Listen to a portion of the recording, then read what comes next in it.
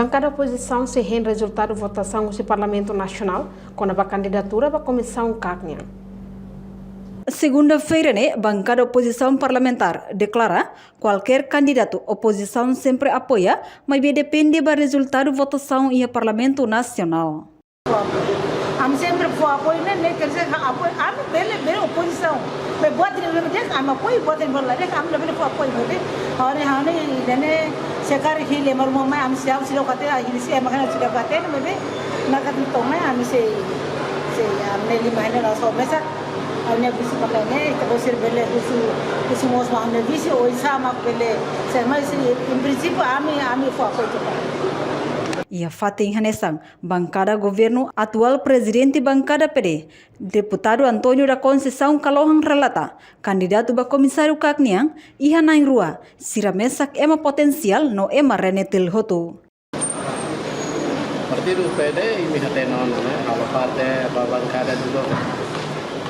Quando minha halo parte bancada do governo, significa minha candidato para mais o governo da nação.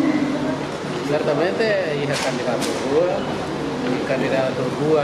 candidato mesa potencial competente, experiência, dua hutu haulastene, ema relativ hutu, leva bahau cenário da fome, ema nebe maka ia ana compromisso vai ir raina cidade cultural, barai meneu puna, ela sabe meremedi companheiro. Kita mengenai mengahau ia escolha ida na pega fazer muita dia cenários com certeza mais atrapalhado imagino mais atrapalhado certamente na base de minha votos na fase de cima ida na pega.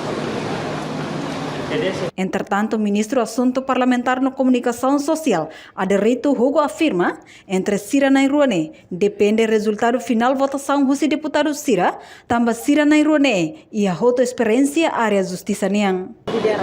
Eu vou tirar a experiência, ter Ruane outra experiência. Ida lidera hala kakun ini mandato. Ida selo ex assunto kak mas ex Swiss experiência setor justiça. Então, ida lema kita promessa. Decisão final ni presidente deputado Cira bancada Cira Flores figura luar. Ida lema merece então confiança Cira lidera são de importante para para ter compromisso para a governação, transparência e contra o Estado. Portanto, candidato Nai Ruane, maka Sergio Ornai, nebe eleito husi Parlamento Nacional, sai comissário CAC, husi tina rihurua sanolo resistência, to tina rihurua nolo resistentolo. Enquanto Rui Pereira, antes ne assumi cargo adjunto CAC, direção educação campanha no pesquisa. Rui Pereira dos Santos, nuder jurista profissional, nebe halauk nar barakliu, iha instituição judiciário e Estado RDTL, desde Timor-Leste hetang independência. Reportagem Melda Fátima, Televisão Timor Post. Janela informação by Emma Hoto.